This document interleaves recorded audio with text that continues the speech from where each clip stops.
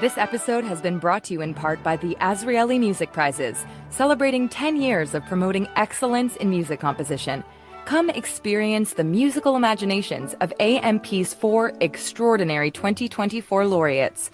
The Orchestre Symphonique de Montréal Chorus and Maestro Andrew McGill give the world premiere of their prize-winning works for the AMP Gala concert on October 28th at Maison Symphonique in Montreal.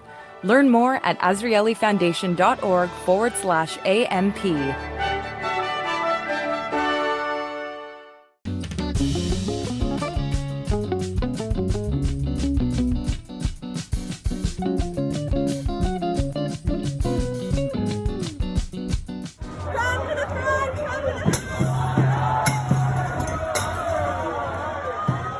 What it sounded like a week ago on Monday, October 7th, as masked protesters wearing keffiyehs and brandishing sticks smashed the windows at the Sylvan Adams Sports Science Institute at McGill University.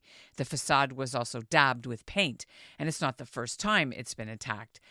Adams is a Canadian-Israeli businessman and philanthropist, and 2 years ago in 2022, he donated $29 million to McGill to build the elite sports research center. It now bears his name, and it's been run in partnership with Tel Aviv University, where he's financed a similar sport excellence center. The Montreal site's supposed to open this December. Crews were putting labs in and offices in several historic row houses along Pine Avenue near McGill's Curry Gym. The group, called Students for Palestine's Honor and Resistance McGill, staged the so-called Week of Rage on the occasion of the one-year anniversary of the October 7th Hamas massacre of Israelis in 2023, which then touched off Israel's war against Hamas in Gaza. About 1,000 protesters marched to McGill on that day, and some of them stormed metal barricades which Montreal police had erected to keep protesters from accessing the campus. After the rampage, McGill went to court and won an emergency injunction for 10 days, barring the anti-Israel protesters from within 5 meters of McGill buildings and also ordering them not to harass and intimidate people trying to study, work, or write exams. McGill's injunction expires this coming Friday, October 18th. At Concordia, Jewish students there won a similar injunction. It expired already on the Saturday of Yom Kippur. For his part, Sylvan Adams has been closely monitoring what's been going on in Montreal. He blames McGill and especially the city's mayor for not doing enough to stop the Jew hate. McGill allowed it to fester, and it was because of the Montreal mayor, Valérie Plante, who should put on her big boy pants and behave properly. I'm Ellen Besner, and this is what Jewish Canada sounds like for Tuesday, October the 15th, 2024. Welcome to the CJN Daily, a podcast of the Canadian Jewish News made possible thanks to the generous support of the Ira Gluskin and Maxine Granovsky-Gluskin Charitable Foundation. This is an audition to be a cantor. But I don't want to be a cantor. I wasn't raised with any religion. You're Jewish, though. The heartbeat of community. I welcomed Sam into my community by first taking his foreskin and next showing him the beautiful Twister bagel. Culturally Jewish is the only podcast covering the weird, wide world of independent Canadian Jewish art. Listen to Culturally Jewish at the cjn.ca/culture or wherever you get your podcasts.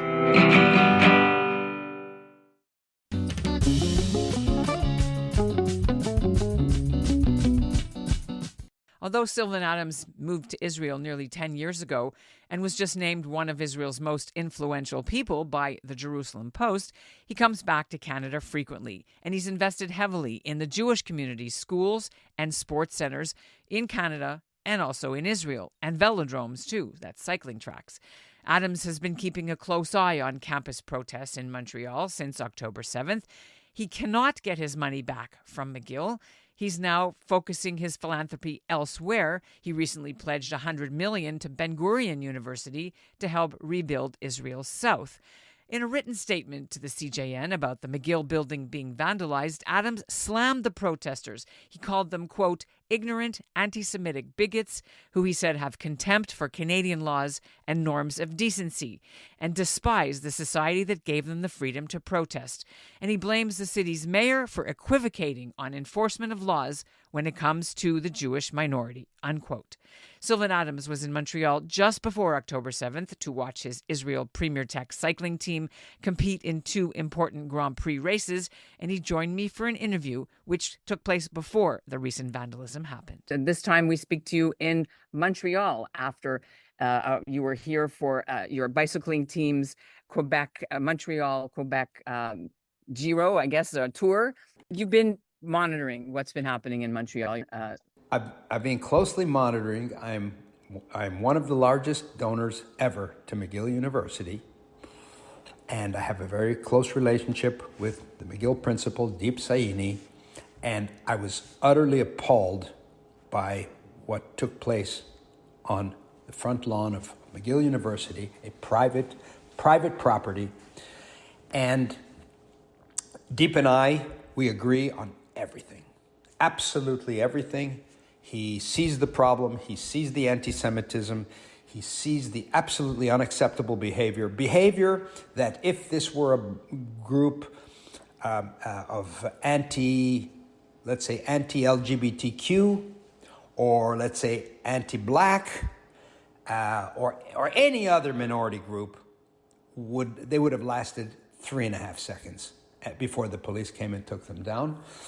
And in our case, unfortunately, the mayor who gave the directives to the police chief told them not to intervene, and they allowed this to happen. Private parties went to court, and McGill went to court, and they lost both times, which was outrageous in my opinion. They call it free speech. Hate speech is not free speech. As I said, if it were another minority group, it would not have been tolerated. I'm sure that the courts would have ruled differently. Somehow, there's always an exception for the Jews. Right, so you are a major donor. I just want to see one more thing. While Deep and I agree on the nature of the problem, on basically everything relating to these nasty protests, I told him, you cannot compromise with these people. They're not interested. If you offer them your hand, they will take your arm. They are maximalists. Their demands are unreasonable. Like BDS, divestment from Israel. They're unreasonable demands, and there's no reason to divest. There's nothing wrong with Israel, and he tried to engage them. Of course, they didn't do so. I told him he should be expelling the students that were protesting in this violent, anti-Semitic manner, shouting at Jews walking into campus. I myself was shouted at, by this mob. I said he should expel the students. He didn't.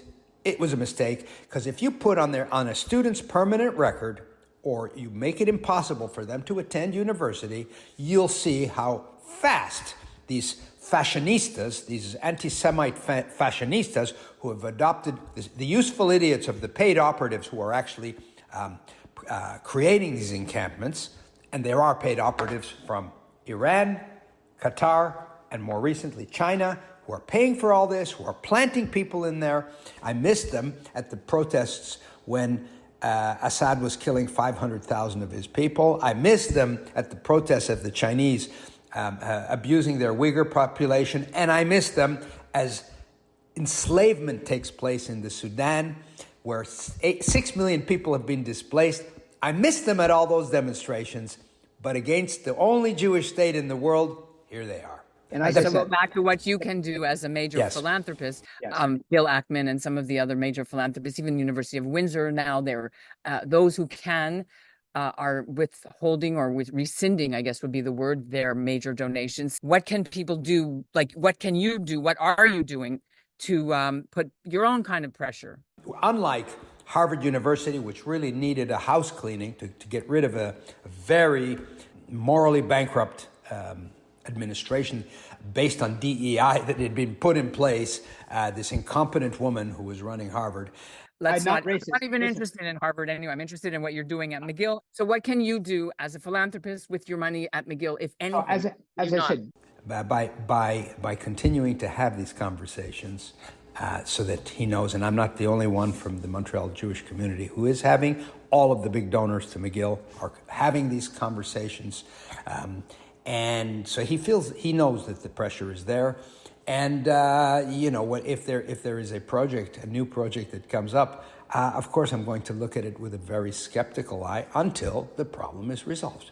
Was one of your meetings while you were here at McGill with him, or? Not this time, but we've been back and forth with emails with a number of important members of the Montreal Jewish community and big donors to McGill. McGill is aware of how we feel, and they are trying to navigate what is a landmine. It's a difficult situation for all concerned because they haven't quite figured out how to deal with the haters. Right. There are technical reasons why once you give a donation, you can't get it back, right? I mean, in terms of gifts and things. Usually there's a contract, and if the contract doesn't stipulate that you get your money back, you're absolutely right.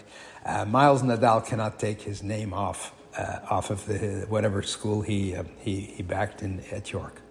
They got rid of their encampment within a day. Well, good for them. Good for them. What do you want people to understand about why you gave such a large, again, just to repeat, $100 million donation to the university in the Negev, to Ben Gurion? What did you want that to symbolize? So, Ben Gurion University is the economic engine of the south of Israel. And my idea in giving them such a large donation, a wow donation, really the largest donation I've ever done, was to signal to the people of Israel and to everyone abroad that we are here to stay.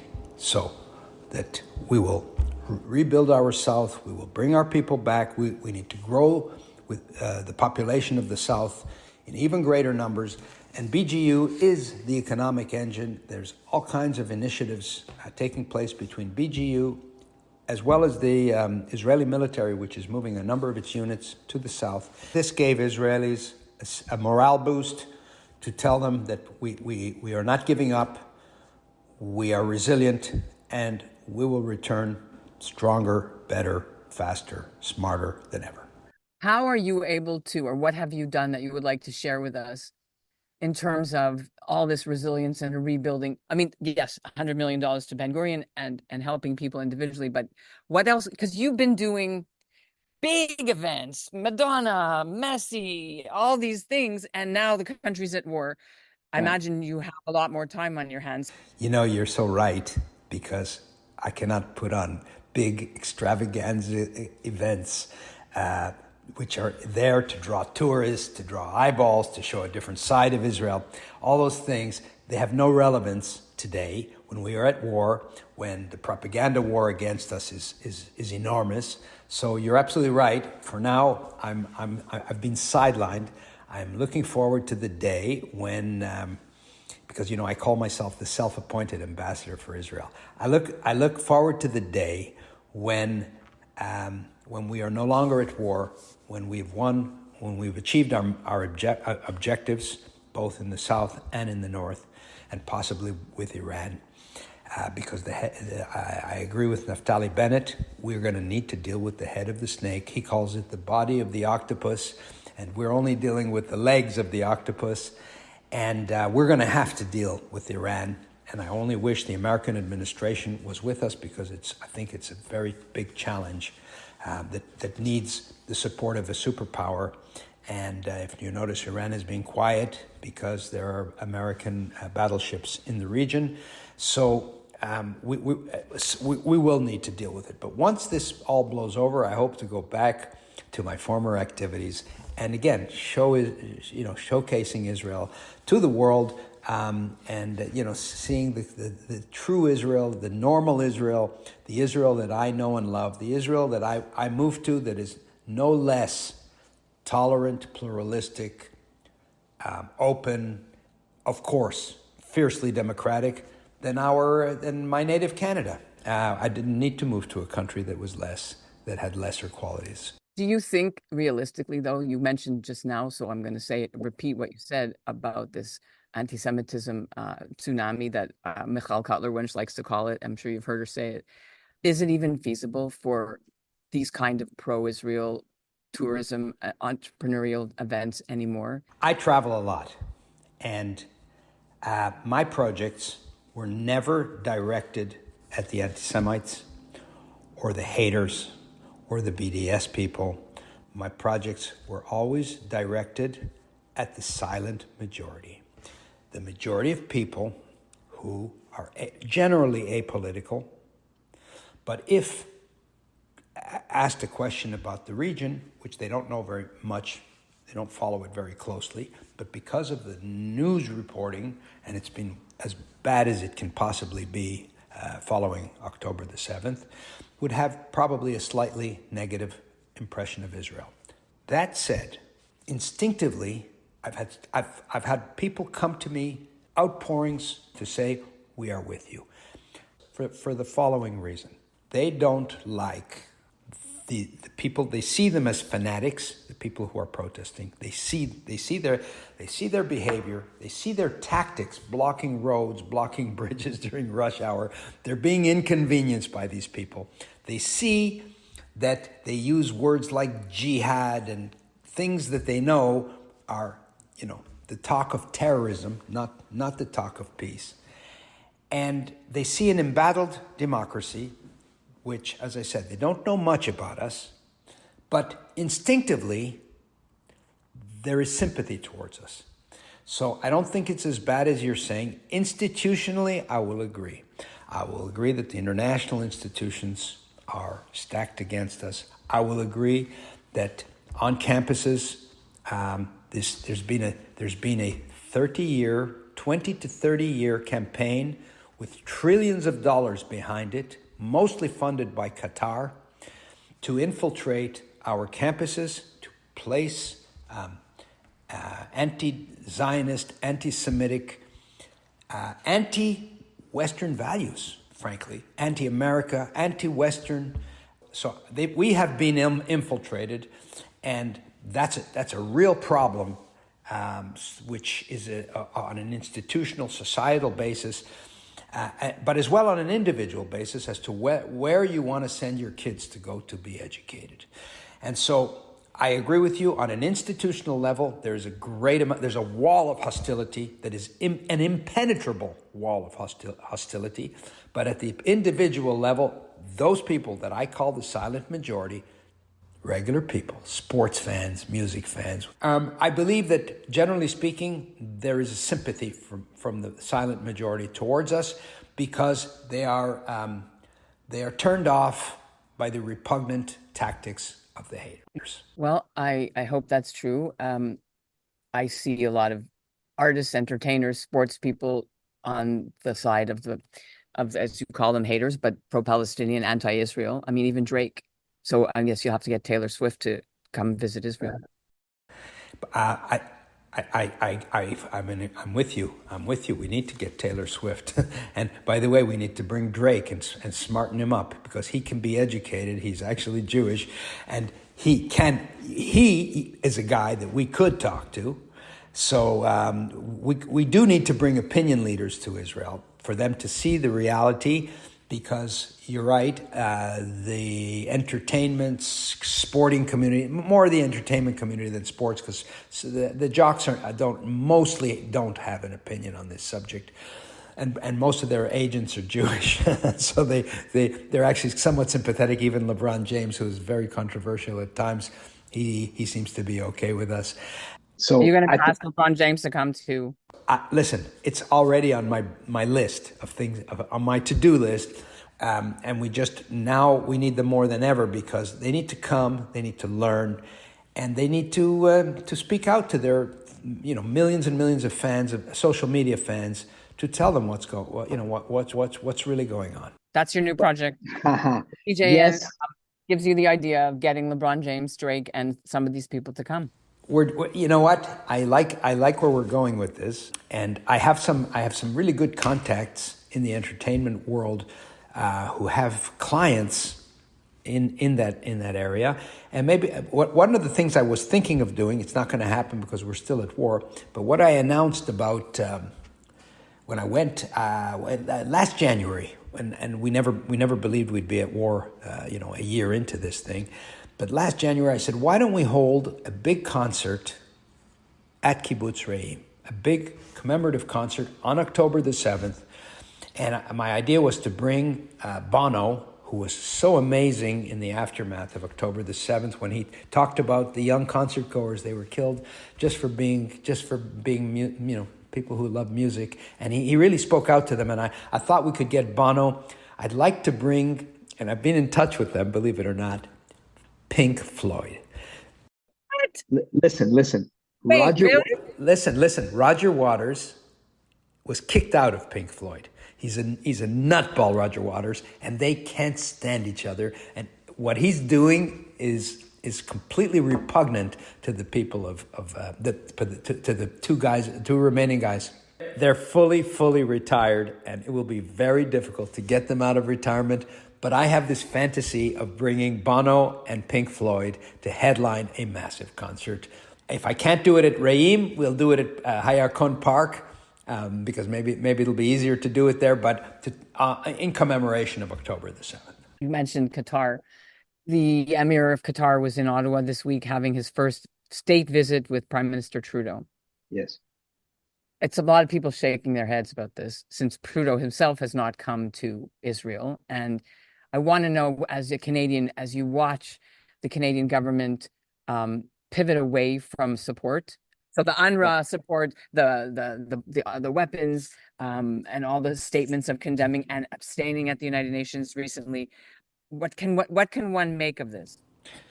We can make of it that Trudeau, first of all, is a panderer. He sees more Muslim votes than Jewish votes, and he's pandering to their community for votes. But he's making a mistake. The reason he's so far down in the polls is most Canadians loathe his style, and pandering included. And most Canadians, frankly, are with us. I repeat, they're part of the silent majority. They are instinctively with us. So he's making a bad bet by pandering to those communities.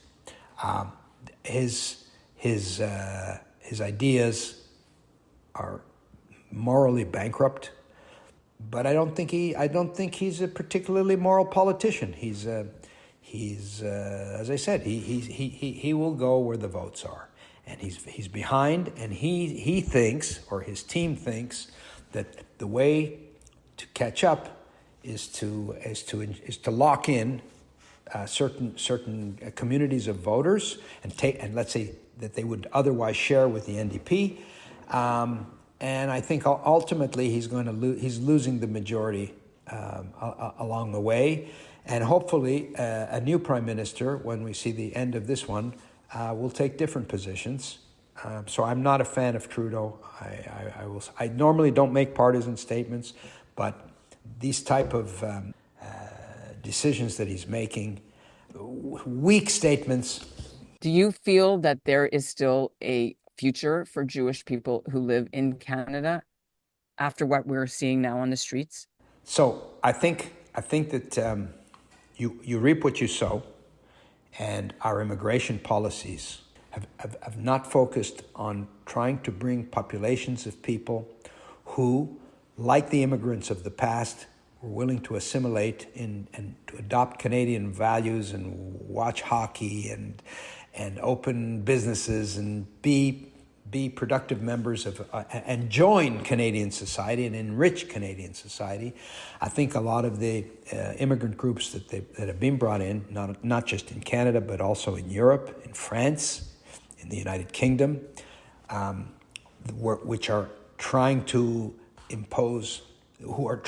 coax the government into allowing them to having Sharia law and things like this. They want to live apart from our country, from our country's values, and I hope that they're taking note and will make a change, of course, because this is creating intolerance.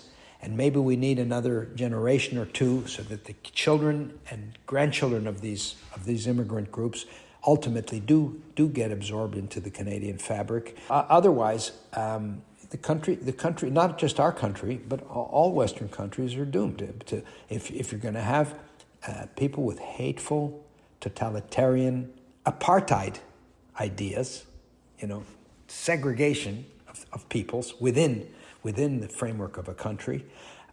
Though that's apartheid, by the way. If you have people with these ideas, of course, it creates a very bad environment. Sadly, we are the canary in the coal mine. They're after conquest. Again, where should Jewish Canadians live? Should they stay here? Is there a future for us? It's not fun now. So I'm just going to say, I'm a Zionist. I expressed my Zionism with my feet. It's the purest form of Zionism, and I would always encourage any diaspora Jew, no matter where they live, no matter how comfortable their situation is, no matter how wonderful their home country is, that their real home, their real ultimate home, that will accept them unconditionally at all times, is Israel. I'm not encouraging people to leave. I did it because it was good for me, and I feel it perfectly at home in our Jewish homeland. I'm heading back to Israel now, possibly to a war zone. I'm unafraid, and we will win because we must win, because we've always survived and ultimately thrived. And that's what Jewish Canada sounds like for this episode of the CJN Daily. Montreal police have not said whether anyone's been charged because of violence at McGill. There are reports a McGill security guard was injured. The Adams Center at McGill collaborates with the one he funds at Tel Aviv University, which opened in 2017, with the best coaching and training techniques to produce elite athletes. McGill says it won't bow to pro-Palestinian demands to curtail academic ties with Israel as part of the boycott, divestment, and sanctions campaign. McGill's president, Deepa Sini, has not commented on the vandalism. The CJN Daily is produced by Zachary Judah Kaufman. Our executive producer is Michael Freeman, and our music is by Dov Beck-Levine. Thanks for listening.